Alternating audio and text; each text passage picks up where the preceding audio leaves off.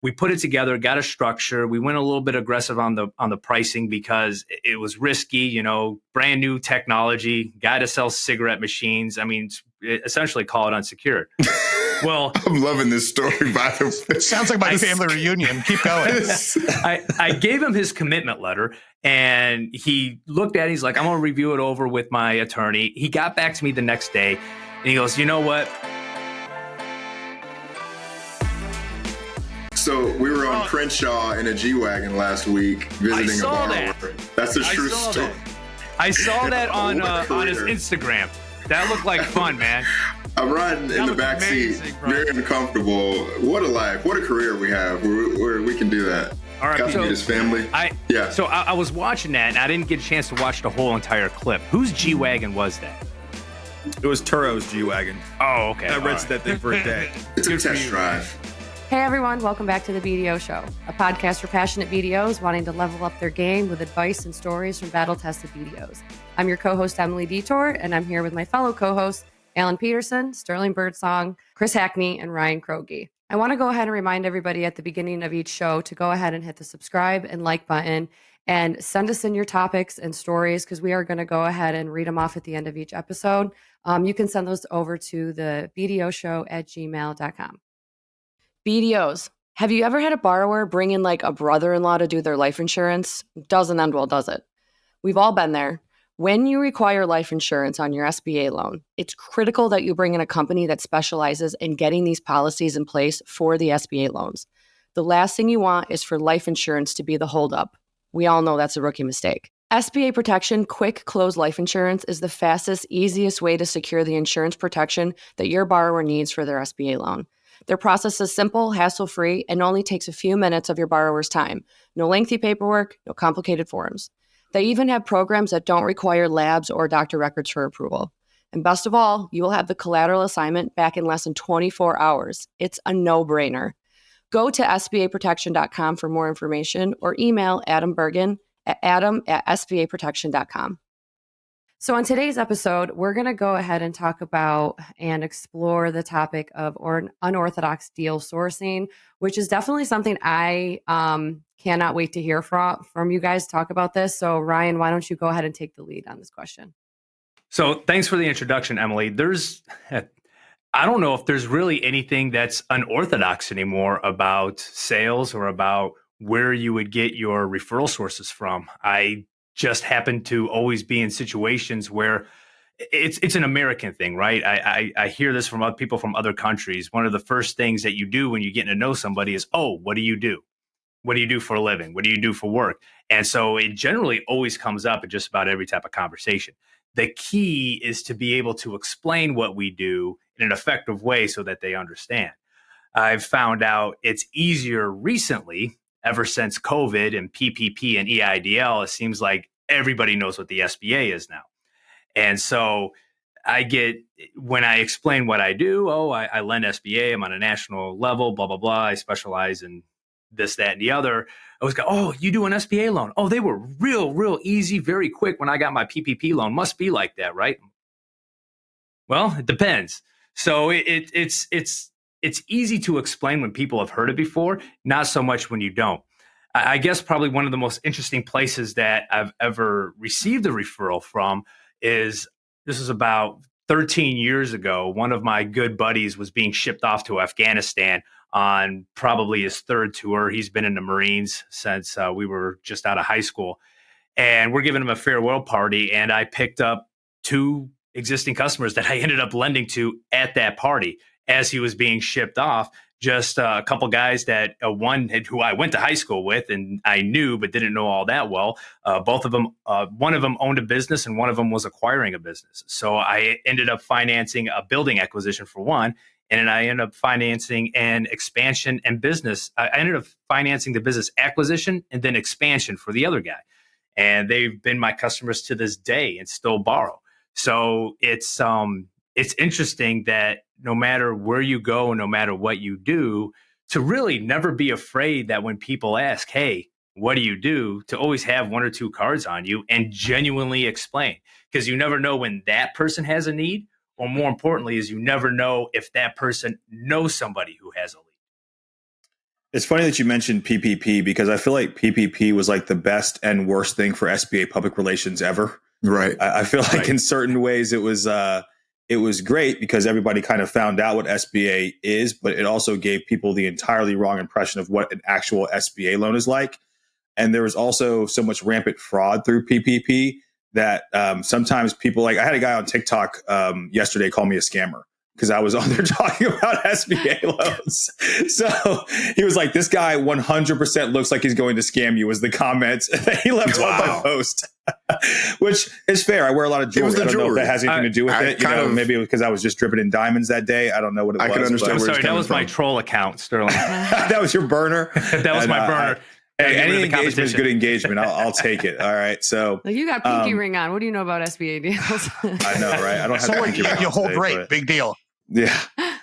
No. So, I mean, it's funny, actually. TikTok is probably the weirdest place I think I've gotten referrals from. And I get them through there pretty consistently. And I guess it's not really weird to get it through social media these days. But I had a woman named Latanya Boykins, and Latanya was actually the first episode I did of Sterling SBA. She's a ALF owner that we did a deal for a couple of years back. And she went viral on TikTok one day. So she just basically opened up her phone, started talking to it about her ALF locations, and all of a sudden the video got like 300,000 plays in like 2 days. So she went from having like, I don't know, 3,000 followers maybe to having something like 35,000 followers overnight, basically. And then after that, she had 2 more videos that went viral. So she started talking to people on her page about what I did for her when she acquired her facilities. And all of a sudden I got inundated with people who wanted financing for ALFs, which is great. But it was like, man, it was people from all over the place, all over the country. And all these people needed help. And, a lot of them needed probably more of a hands-on approach that I'm realistically able to give in my position at this point. It was to the point where I actually had to reach out to another lender here, Luis, him, Alan, because you used to work with him very well. But I had to start sending these people to Luis because I just couldn't handle the amount of people that were coming through on a daily basis. So Luis became my de facto ALF TikTok person. And every time I would get somebody from TikTok ALF, I would just send them to Luis directly. And I was just like, hey, man, if you figure out a way to get these things closed, just, take care of your boy. Don't forget about me. Because it was just too much. And just for clarification for the newbies and the BGs out there, ALF is not the fuzzy alien from the 80s sitcom. It is assisted living facility. So just to clarify. Thank you for that clarity. Yes. No, that's important. We use a lot of acronyms in the SBA world. And so you're right. We forget sometimes that not everybody is a banker. Right. Alan, what about you, man? I'll be honest. I don't really have anything that crazy. I mean, I did mention before we got rolling here, I had a situation where a dentist, after he cleaned my teeth, let me know he was looking for money.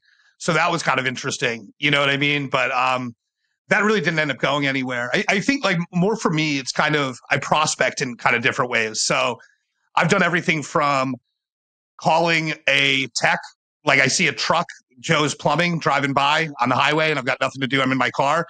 I might call them and just let them know, like, hey, there's options out there for financing. That was more when I was brokering though than now. Another thing is like hitting up the business journals. So I was actually just talking to a guy that's coming up in the business about this recently as a good source to just kind of get your name out there, because they're always giving people awards and there's always a pay to play congratulations on every single month, right? So what you do is you just reach out and say, hey, I saw you were featured, congratulations.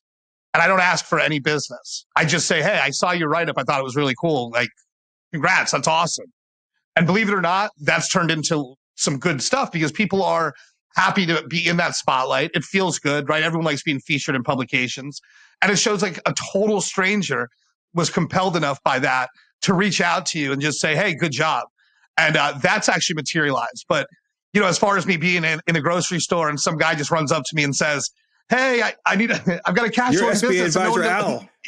Yeah, From right. It's free game Friday. That's why you get a license plate that says what you do. Well, my license plate says P275 still, right? But but if you know, you know. Right. But like for me, it's sort of like, I don't think everybody in my network knows exactly what I do, but I'm really stoked when I hear friends from, that I grew up with, or my friends from back home or whatever, just say, dude, I heard that podcast. I have no idea what you guys are talking about, but it's awesome. I get that a lot from my sphere. Yeah. So shout outs to, the guys back home in Vesuvius, Wilkes-Barre, Pennsylvania. Thanks for listening. My favorite thing is now that I've started doing more social media posts and videos and things is I'll get a call from like my aunt or my cousin. Hey, Ryan, can you help me out on my mortgage? What do you mean? On my house? No, it's not exactly what I do. I mean, I will put a lien on your house, but it's not exactly what I do. So you have to break it down. It's not, lending is not equal across all platforms. So. Or like rental story. Properties. That's what I get. Right, like, exactly. Hey, I want to buy a rental. Can the SBA help me? I'm like, no. Can you invest in this mobile home park? I have a lot of my friends who have no idea what I even do, and I'm not even a BDO, and they're always like, I was listening to your podcast. You sound great. I have no clue what you're talking about. I'm like, I don't know what they're talking about sometimes either. But they're listening. That's the thing. They're listening. They're still listening, and they're like, yeah, I was just driving to get my hair done, and I put it on because you're on it. So it's been fun.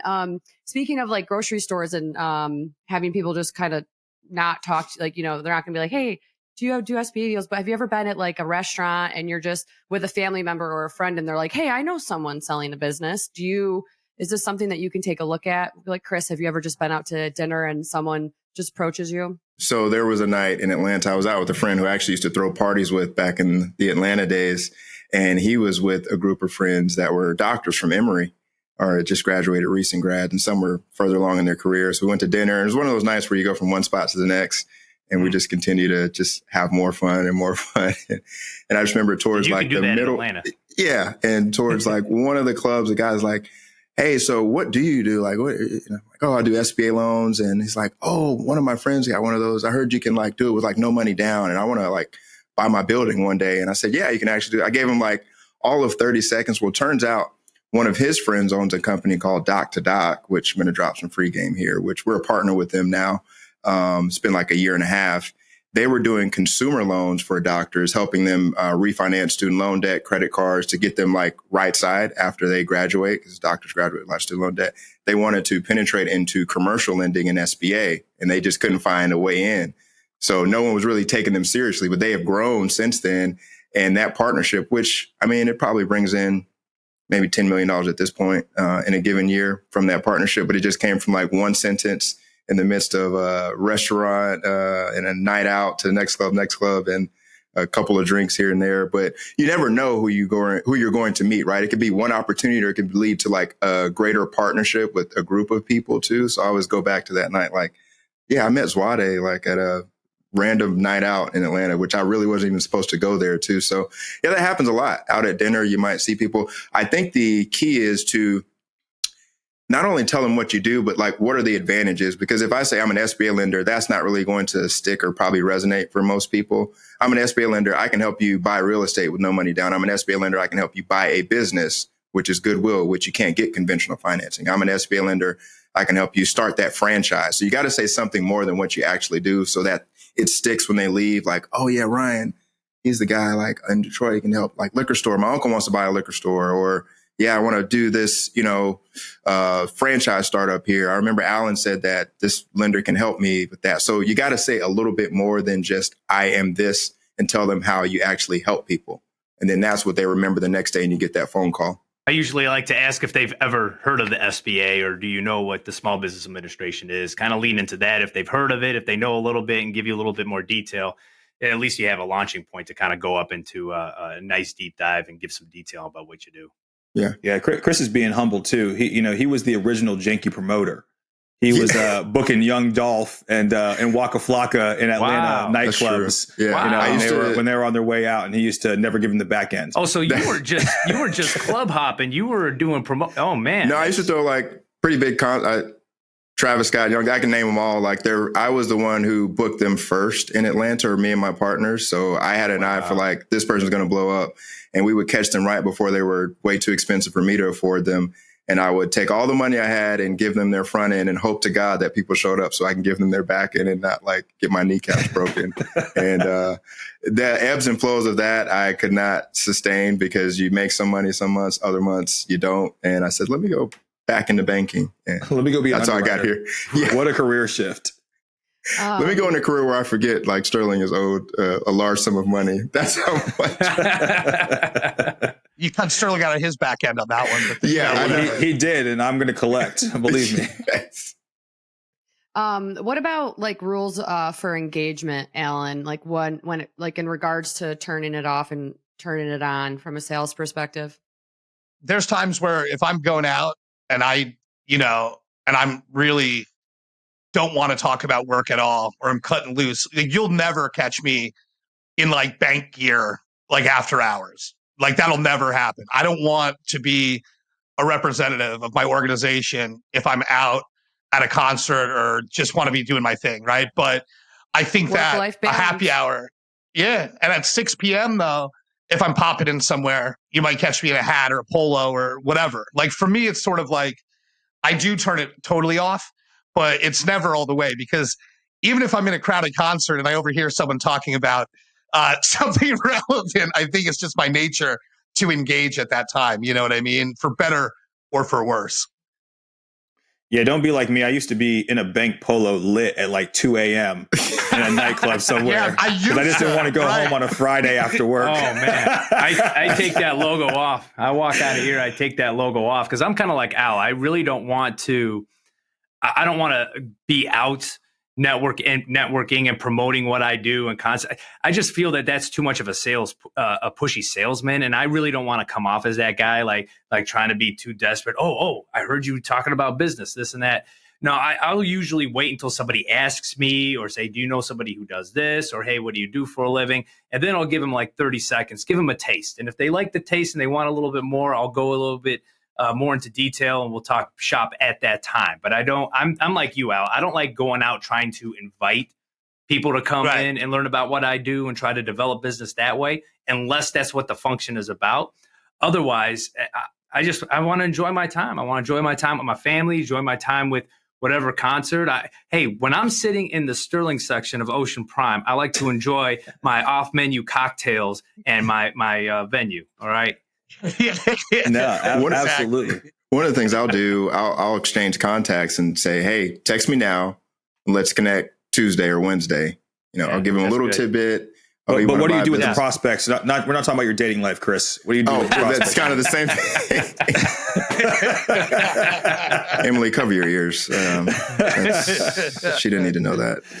But you just, hey, this is what I do. This is how I can help you. Text me right now. Let's connect on Wednesday. And you kind of put the kibosh on it. Text me now and stop talking about it, because I'm about to order another Crown Royal. Yeah, that ends the conversation there abruptly in a nice way, right? Hey, text me right now so I have your contact. Get out of the way. You're blocking the bottle service girl. Come on. Keep it pushing, partner. And then let's connect on, say an actual day, Tuesday, Wednesday, so they actually feel like, yeah, Ryan said he'll call me on Tuesday or whatever. Something. That's a good kind of tidbit there. Yeah, I like what Ryan said earlier. You kind of have to feel it out, because the majority of people just don't care, right? I mean, most people are never going to get a commercial loan in their life. So if it's somebody who you can kind of sense has an interest in what I do for a living, then I'm certainly going to talk to them about that, because I am always prospecting. That's just kind of how my brain works. I like to see opportunity and uncover those little gems. But, I'm not going out drinking and trying to prospect. That's not my intention when I leave the house that night. If it happens, then that's fantastic. But for the most part, I'm just out trying to have a good time. What about so we already talked about Chris's interesting place where he had got a deal. What about you, Sterling or Ryan or Alan? Where have you gotten your most interesting deal from? Alan, you got one? Mine was TikTok. Oh, yeah, TikTok. That was right. Gmail. I closed a deal for a Gmail broker once. Gmail broker. That's pretty wild. AOL. You can't go a BDO podcast without bringing up the Gmail broker, man. I love it. I wonder any brokers out there that change their email domain and set up a website based on this. Right. GoDaddy was booming right after that. Well, Alan, I know one of the lenders on my team. She sourced some deals from at Royal Rumble, courtesy of you and the networking event you had there at the Royal Rumble event. That's crazy, Alan. Cool. How are you going to throw a Royal Rumble event and then other people are getting referrals and not you? Attitude of abundance. Attitude of abundance, bro. Abundance Al. You're right. Abundance Al. Abundance Al abundance. I Sounds like a wrestler. I introduced my people there. Like I had brokers there. I'm like, yo, these are lenders at other banks. And then I walked away because I needed another Crown Royal. So bringing up the Royal Rumble, the event that just reminded me 2 boxes. I got 2 boxes. I was at a Lions tailgate, a big Lions tailgate several years ago, way long ago, and they had a bunch of different vendors set up with food and stuff you can go and try. It's one of those you pay for a ticket and come in and eat all you want, just trying all these new food vendors and what have you. And one of the tables had hey, put your business card in and you can win a free catering for an office of 10. Lo and behold, I won. And the guy said, wait a minute, you do SBA loans? I said, yeah, by matter of fact, I do. He's like, you wouldn't believe I need to buy 4 new food trucks. I need to expand to this other location. I'm just blowing up, blah, blah, blah, this and that. Can you help me out? I said, absolutely. Let's go and talk shop. But that was probably the weirdest case where I was just doing my thing at a Lions tailgate, dropped my card in like everybody else does in those fish bowls. You're trying to win something. And they ended up picking mine and I ended up winning. And I got the call for the business too. That's awesome. Have you ever had the Lions win? This was back when they did not. Oh, this was the pre-Dan Campbell days. Ever. So, pre this year. This was around the 0-16 era. So, there was plenty of drinking to go on the during the 1900s. tailgate. Yeah, right, exactly. The tailgate was better than the game for sure. So it was much better than the game. Have any of you guys ever stole a deal from another lender? How about that? Oh, I got a story. I had a feeling that we were going to be some stories. So this probably relates a little bit loosely, but Sterling and I, we had just met years ago. And I think at the time he wasn't working with us yet, obviously. No. And he's like, hey, I want to start this maid franchise. Can you work on the deal? Can you look at it for me? Issue the term sheet. We're working on it. He's like, hey, man, I'm going with another lender. Sorry. Thanks for sending the term sheet. I'm like, man, still had PTSD from underwriting. Yeah, it was a small deal too. But I'm looking out. This is my guy. This is going to be my guy one day. I'm going to look out for him. Let's help him out. Let's rush it. And then I don't know if you want to tell the rest of that story, whatever you want to disclose. That's a true story of doctors are the worst patients, right? Because what happened was I was talking to you and I was talking to one other bank and I got the underwriting list of questions back from your bank, which is now my bank. And then I got the list back from the other one and I was like, man, y'all asking way too many questions. I was like, sorry, Chris, I'm not about to answer all these underwriting questions. I was like, the rate's the same. Everything's the same. It's like, these guys are making it way easier for me.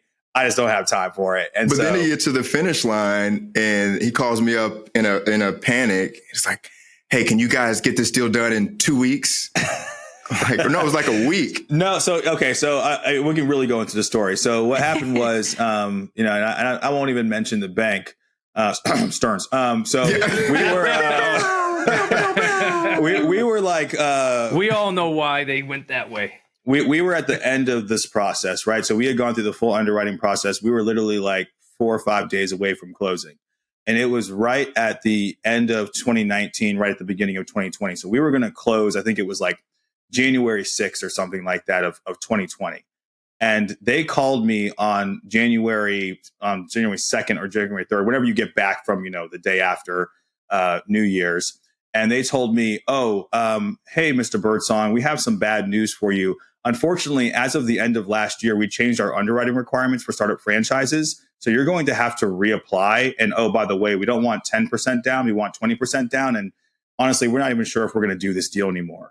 And so I was literally 4 or 5 days away from closing. I already had, promises made to the franchise about when I was going to open. I had money that was coming due for various things because, when you're that deep into the process, you need the money and you need it soon. And, I didn't have as many SBA closings under my belt back then as I do now. So that money was a lot more important to me then. Where you can wait 2 weeks for a large sum. Exactly. When, Chris can leave a very big commission out of my check and I'm just give it to me in a couple weeks. No big deal. Back then I needed that money immediately. And so, that was a real panic situation. So, the moral of the story is I probably should have just answered more underwriting questions and gone with Chris the first time. Then he calls me back. The gall of this man. Let's hire him, by the way. I like this guy's way too confident. He's hey, can you get this done in a week? They dropped the ball, I guess. So I've got an interest. That was the beginning of 2020. So that was like January of 2020. Oh, okay. Yeah. I have a situation where I lost a deal and immediately got it back within about 2 weeks. Nothing that I did to get it back. So I'm really gonna date when I did this loan too. So this was a long time ago. I was working for a community bank. We had just started doing SBA loans, and I was trying to get them up and running, trying to get the culture right on how to get SBA loans done, this, that, and the other. And during this time, there wasn't a whole lot of other banks in the area doing SBA. All we really had in Metro Detroit was CIT and BLX, right? That was about it at the time. So that'll date it right there. There was a gentleman, his name was Danny D. He was the guy in Metro Detroit. If you wanted to have any type of cigarette machine in your bar, in your bowling alley, anywhere, right? Wait a minute. Danny D from Detroit, the cigarette guy. Okay. Yeah. You got it. I'm painting the picture for you, right? We're tracking. So Danny D, Picasso. he had cigarettes everywhere. And this was right around the time and he had a couple jukeboxes. But the jukeboxes weren't doing well. But this was around the time when they had just vetted this new machine that was digital jukebox, right? You can go up and you didn't have to have the records in there or anything else. It was all digital. Touch tunes. It was all uploaded onto the machine. So you could pick like hundreds of songs instead of only 20, right? And so he wanted to get invested in this. It was about a $300,000 loan to be able to put one of these in every single one of the locations that he already had a cigarette machine in, right? So it was a smaller loan. I said, absolutely. But at the time, the cap was $2 million on SBA. So it was a decent sized loan. We put it together, got a structure. We went a little bit aggressive on the pricing because it was risky, brand new technology, guy to sell cigarette machines. I mean, essentially call it unsecured. Well, I'm loving this story, by the way. It sounds like my family reunion. Keep going. I gave him his commitment letter and he looked at it. He's like, I'm going to review it over with my attorney. He got back to me the next day and he goes, you know what? My attorney referred me to this other guy at a competitor bank. He gave me a conventional one where I don't have to pay these fees or anything else. And it's a fixed rate. So I'm going to have to go with him. I'm like, Danny, I'm sorry to hear that. I tried to give you the best offer I can. I hope everything goes well for you. 2 weeks later, he calls me and he goes, F this guy, I'm coming back to you. I'm like, all right, that's great. So I go up and meet with him. I get the commitment redone and we sit down. I go, Danny, what happened? Well, the part of the story that I'm leaving out is Danny had severe Tourette's. Oh. And now he had severe Tourette's, but he was also a singer. So when he would sing, the Tourette's went away. He was a phenomenal singer. He used to do Rod Stewart impersonations. So Danny D, Detroit, cigarette machines, Rod Stewart, and severe Tourette's. And so he's sitting with the guy, meeting him with him for the first time to get his commitment letter, and his Tourette's are coming up. And the guy thought that he was being insulted. He thought he was making fun of him. He thought he was, and he went off on Danny. And Danny's like, what the heck are you doing? This is my Tourette. This is a medical condition. Are you just going to sit here and make fun of me because of a medical condition? He took his commitment letter, ripped it up in front of him, and kicked him out of his office and immediately called me up. And he was my customer for years. I had a whole relationship with him. I refinanced all of his cigarette machines. I did all of his new jukeboxes. He had trucks and trailers to show up at places at bowling alleys with karaoke. So we had a full relationship after it. But it was just great that this guy lost it just because he couldn't recognize a almost fairly common medical condition and tick the guy off. But yeah, that was one that I lost to a competitor. Much better rate, much better structure. But he didn't have the coof. He didn't understand how to speak with everybody, So yeah. Can you repeat that? Cigarettes, Detroit, Tourette's, jukebox, severe Tourette's. Name is Rod Stewart. Danny D. And it's not Danny D in the D. And he was located in Hamtramck. He was located right in the heart of Detroit. And he just didn't have Tourette's where he would like make a noise here and there. He had severe Tourette's. He would tell you off. And he was just Danny a good D, we guy. Wish you well. We wish you well, Danny D, wherever you're at. One piece of advice I would give in that when you're working on like a competitive term sheet or in a competitive situation, which Emily, I think you alluded to that in your prior question, like losing a deal or taking a deal. I used to do this in error. never speak negatively about the competition, the competing bank or the competing lender. In fact, you want to say, "Oh, you're working with Alan. Man, that guy, he's a great lender. You're in great hands with him." Yes. Here's a difference between my bank and theirs, though, just so you know. I think you're in great hands. Alan's very knowledgeable, but here's a difference between our terms and what we do a little bit different than that bank. And just be very transparent, but don't speak negatively and say, "Oh, they're not going to be able to get that deal done for you. They're a terrible bank. Their back office is terrible." You don't want to do that, because if anything, that's going to build distrust in you with your borrower if they think you're speaking negatively with the competition, and they're going to think that you're just overselling too much. So you just want to keep it level, be transparent about the differences between you and your competitor, but no need to speak negatively about the lender or the lending institution. That's phenomenal advice. No, never burn a bridge. Never speak ill about somebody else. That's just bad taste, right? We're in a small community as it is. We're in a small industry as it is. You're going to end up working with each other, or you're going to end up working for one of those people. So that's just a phenomenal rule of thumb, Hackney. Never speak bad about the competition. That's just tacky. Absolutely. You should never need one deal that bad anyway. Right. Yeah, that too. That's what I told Sterling, man. He can wait 2 weeks for the for the check. For the deposits. Oh, man, I'm going to wear that out because it was so funny. That's awesome. What I was going to say was me being like, I was with my previous lender for 6 years, and it was my first time ever working in the SBA world, and watching and like being immersed in just how small this 7A world and just SBA in general was wild, because there's thousands of banks and everyone's everywhere, but you guys are at these conferences, going to dinners together. Like you're just all friends. So if anybody were to say anything bad, I'd get back to you in 2 seconds. So it's really good that you move forward in a positive way as a new BDO, instead of, trying to up your competition. Because at the end of the day, negativity is always going to look bad in whatever form you present it. So my next question was going to be, have you ever had a family member or friend, knowing that you are an SBA lender, get a deal or get one of their deals financed, and they didn't call you? Have any of you guys ever had that? Yeah, I've had that happen. It was a friend in Atlanta. He owned a restaurant, and I used to actually work at this restaurant for a period, just like, nighttime shifts, just to help him out when he was getting started, right by where the old Brave Stadium was. And then another one of our lenders who used to work here has a deal, and I recognized like the name, the DBA, and I looked into the file and I looked at the address. I'm like, that's Hank's restaurant. So I'm like, what the? So I texted him, another person at First Home at the time. It was First Home. Yeah, it was at First Home. Right. Like, oh, you probably wouldn't do this to me. Never. So he had a loan broker that was working with this other lender, and that's how he got connected. But I guess he didn't really understand that I didn't do a good job of articulating what I was doing at the time, and that I could actually help him. And I was living in Florida at the time and probably hadn't seen him in over a year, but we were still relatively close. And I just remember thinking, and it was like $1 million+ deal too. It wasn't a small one by any means. Like, hey, what the heck, man? Oh, man, I was going through this broker and I didn't know you did that. Can I switch?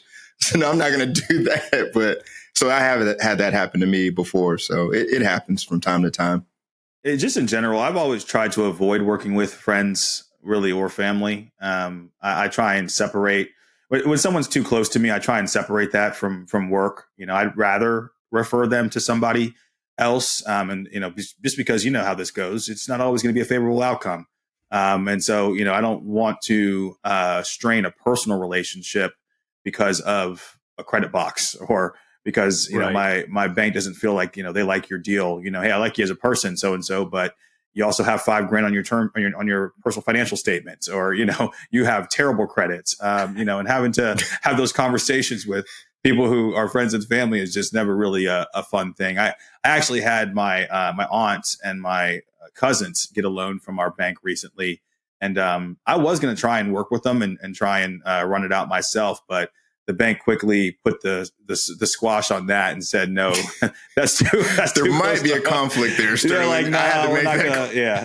Hey, Sterling, I don't know how to put this, but this might be a conflict. Yeah. So I said, okay, no worries, not a problem for me at all. So handed it off to another lender, and we ended up getting it done. But I had no problem doing that because, again, it's not really something that I want to do, but sometimes it is also difficult sometimes to say no in those situations, right? When like your family members coming to you and say, hey, you are an SBA lender. Can you do this restaurant loan? And I'm just like, nah, go find somebody else. You can't do that either. So you got to kind of toe the line a little bit. I agree with you, Sterling. I'll usually say something along the lines that it's a conflict of interest, but I will introduce you to another BDO within my shop who will take really good care of you. Because that's the one thing you don't want to be responsible for the next time you see him at Thanksgiving dinner or Christmas Eve is that, your 489 credit score didn't pass muster. Sorry, guy. And you're looking at some sensitive information. You're looking at their personal finances. You're looking at their income, dependents, everything else. And, sometimes they just don't, it's stuff you don't want to see. You don't want to see that your uncle has a marker at the Rio. You don't want to see that they've got some issues on credit. I agree, Sterling. I try to keep the family piece separate. There was one of our friends we were working on a deal with, and when I saw his PFS, someone we hang out at the Addition with quite often, Alan and Sterling, That was a deal I would never do, so I threw him over there. I decided to never pay for his drinks again. I said, this is nonsense. This guy's been playing me a fool for so long. Shout out to him, though, if he listens. I'm looking forward to He's an emerging lender. That's what Sterling recommended when I'm down in Tampa is to go to the Well, Addition. I hope you didn't see that Dave Portnoy video that just came out Bad the other advice. day. Because Dave Portnoy was not a fan of the Addition for Really? $5,000 a night. For $5,000 a night, to be fair. Oh my goodness, $5,000 a night. No, I'm not paying. Yeah. That. I mean, it's close, but I'm not paying that. Speaking of advice, That's because my commission check was accurate. And You it get your actually money on came. time. It actually came. Crazy. Oh, it's accurate. It just didn't come. It's just, You didn't get an IOU from your bank? No, it's in my account, so everything's we do good. half today, half in 2 weeks. They do an I'm installment good plan. for it. Your commission check is on layaway. We're Right? the You know MCA it's lender. You know I got it. We've got factoring. We got a factoring line we're working off of here to pay payroll. Everything's fine. Everything's fine. Don't worry. you guys are knuckleheads. This is amazing. I was going to get into so speaking of advice, we do have one write-in question with somebody looking for some information here. They want to know what the best resources or trainings are for someone wanting to transition into a BDO role. They said, I've got some commercial banking experience on the credit side and would love to someday make the jump. So who would like to kick that question off? Shatterbox. Shatterbox. Look it up. Yeah, I mean, so you can go to SOP classes without being a lender. Anyone can sign up for the NAGL training. You can just go ahead and Google NAGL, NAGGL, and just look up the SOP class. And there should be one that's essentially for beginners. It's usually a 2-day class. And so you can attend that. And that's really a good place for you to kind of cut your teeth on SOP. I mean, you're not going to learn it all in 2 days. Trust me. It takes many years to really understand all of SOP, and then they change it on you. So that's the thing. But I would say that that's a great place for you to at least get started on understanding what SBA is, understanding what it can be utilized for, what's eligible, what's not eligible, and how to at least structure a loan request. And if you already have a solid banking background, it really isn't that much different than commercial lending. It's just really more so understanding SOP and eligibility. What about them maybe going to their bank and saying, hey, I want to learn SBA. Will you guys pay for it? Have you ever noticed that they've done that before? The bank should, if it's a product line they're serious about, or especially through NAGL, because that's the place where you get a lot of education from. Right. So or Shatterbox. Shatterbox is a great resource. But if this guy, if he's already in sales, I mean, the one thing about salesmen, period, is that if you're a good salesman, you just have to know your product. If you know your product real well, then you'll be successful. So the SBA is a pretty complicated product. You'd have to, as Sterling said, get some training, go to NAGL, learn about the SOP, learn about the ins and outs, and then more importantly, learn how your bank wants to lend. SBA. Well, yeah, so that he you're not he out has there credit selling the wrong structure. knowledge, so it shouldn't be too hard to Credit training transition. too. Yeah. He's probably likely further ahead and closer Yep. to it than he realizes, in my opinion. Right. Sounds like he wants to meet you guys and talk to you guys about how to switch over to be a BDO. I Come think we down, need to have a April 12th. signing day. I think we need to have a signing day where they can line up and we can, put signatures on April 12th. headshots and Yeah, hang we'll them be out. at Mugs and Jugs in lovely Clearwater, Florida, doing a meet and greet. Meet If you and guys greet. want to pull up, Filming in front of a meet and live greet. audience, Film in right? front of a live That's right. audience. Come Bring buy your these men a BDO cocktail. merch. They can't afford them. Right. Well, I mean, Sterling can't right now. He hasn't been paid That's yet. it. Yeah, we I'm promise. insolvent because my bank doesn't pay me. We'll keep rolling that over until April 12th. I'll tell you right now, I don't care what you guys make. If I'm ever with you all in the same room, I will not be paying for a drink. So you are Oh, owe me a never. cocktail. No. Not with him over here. Don't worry. With Not, Chris not in for your the entire room, life. Come on. You're covered. Don't be offensive. Oh man, I love the writing questions. It's really so amazing. It gives, it really spices up the end of our shows, and I'm definitely loving it. But I wanted to thank everybody for tuning in again with us. Every week it gets more interesting, more wild. We're all coming out of our shells over the last couple of weeks and months, and it's been a fun time. So we want to make sure you're listening in. If you haven't heard some of our episodes, go back, listen to them, watch them. If you're driving wherever and you have no idea what we're talking about us, just tune in and ask us questions, because we're always going to be here to answer them. So thank you for being with us. Go ahead and shoot your topics and suggestions over to thebdoshow@gmail.com, and we'll see you next time.